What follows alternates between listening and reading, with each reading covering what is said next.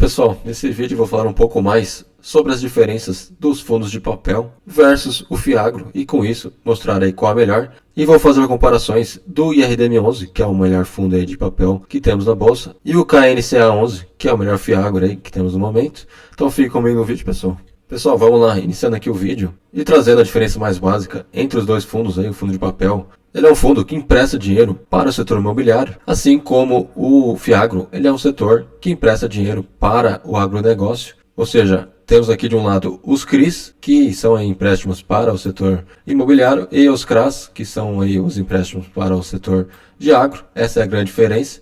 E o que conseguimos entender sobre isso, pessoal? É uma renda fixa um pouco mais arriscada, é empréstimo do mesmo jeito, da mesma forma que você tem os CRIs e os CRAs, você tem o CDB também, que é um empréstimo para bancos, você também tem o Tesouro Direto Selic, por exemplo, que é um empréstimo para governo, né? Ou seja, só muda o destino aí de onde você empresta.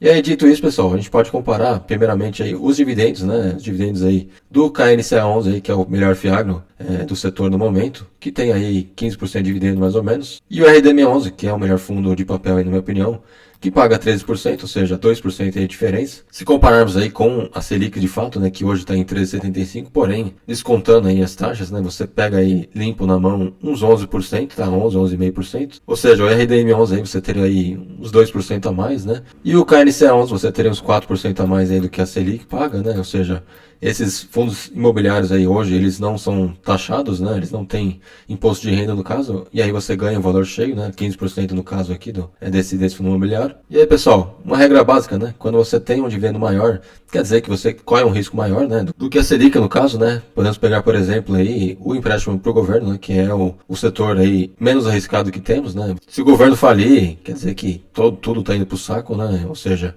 é a última ponte ali, o governo, né? Então, de fato, o Fiagro e o fundo de papel, eles têm um pouco mais de risco, né?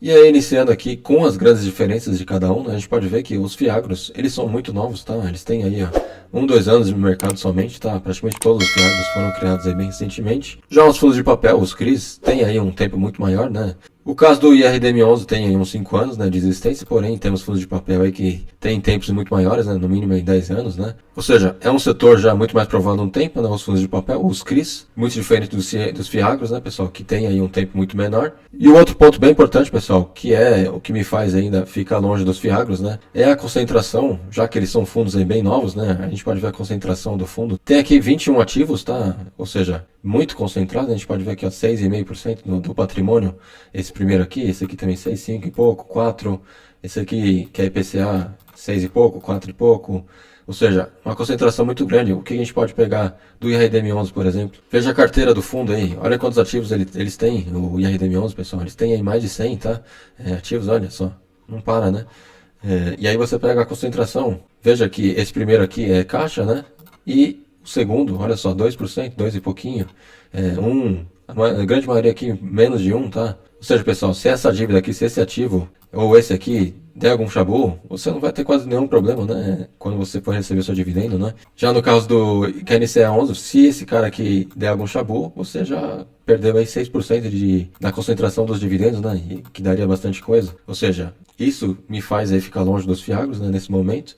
Um outro ponto é as taxas médias, né? A gente pode ver o IRDM11 aqui tem uma taxa média de IPCA mais 8,5 e CDI mais 5 aqui, mais 5,5 mais ou menos. Já o KNCA11 aqui tem aqui bem parecidos, tá? IPCA mais 8 aqui como taxa média e CDI mais 5,5, ou seja, bem parecido aí com o KNDM11. A grande diferença tá na concentração mesmo, né? Como é mais concentrado aqui o KNCA11, ele tem um risco maior e aí consequentemente ele recebe um dividendo maior. O IRDM11, como já tem uma concentração praticamente nula, né? Ele tem aí um ganho um pouquinho menor e por isso os dividendos aí estão aí com 2% de diferença, né?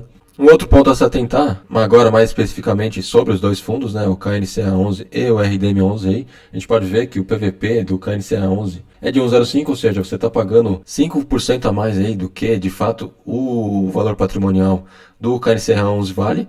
E para fundos de papel, né, Fiagro no caso, que são bem parecidos, isso aqui já é um ponto a se tentar, tá? O PVP é o ideal sempre você comprar abaixo de 1, no caso.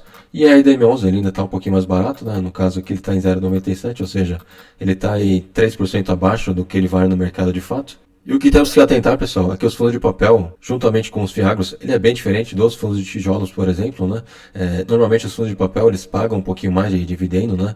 Muito por conta que eles entregam a inflação junto, né? Eles pagam os dividendos e a inflação junto, e muito por isso eles não valorizam, tá? Eles valorizam muito pouco aí a cota, bem diferente dos fundos de tijolos, né? Que normalmente eles pagam aí 8, 9, 10% de dividendo, né?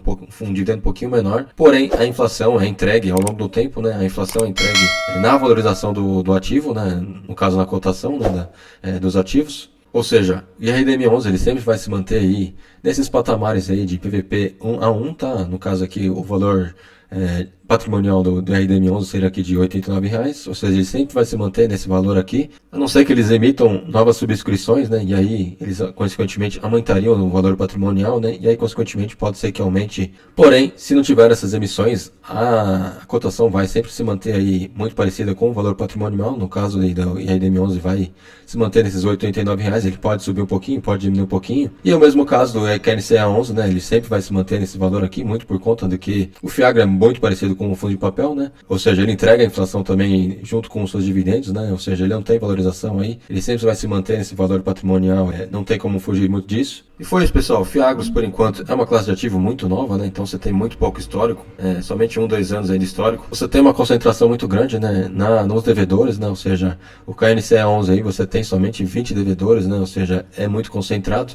E aí, no caso, muito por conta disso, ele é um high yield, né? Ele tem um risco maior, bem diferente do RDM11, né? Que já é um fundo aí com um tempo maior, né? No mercado. E também muito desconcentrado, né? Ele praticamente não tem concentração nenhuma e muito por conta disso. Ele é um fundo aí um pouco mais high grade, né? Um high grade para high yield, né? Ou seja, ele é um fundo um pouquinho mais arriscado, né, do que o KNCA11. Apesar do KNCA11 aí estar vinculado ao agro, né? E o agro é o grande setor do Brasil, né? Com 30% do PIB, você com certeza quer estar exposto de alguma forma nesses ativos agros, né? Porém, como mencionei, é um ativo bem recente, né? Então eu teria aí uma quantidade bem pequena, né, por enquanto, né? Se você fosse investir, no caso, teria aí no máximo 3, 5% da sua carteira em fiagros, tá? Já os fundos de papel, você já consegue ter uma concentração maior, caso queira, tá? E foi isso, pessoal. Trouxe aí as grandes diferenças de cada um. Para mim, no momento aí, fundos de papel são melhores, tá?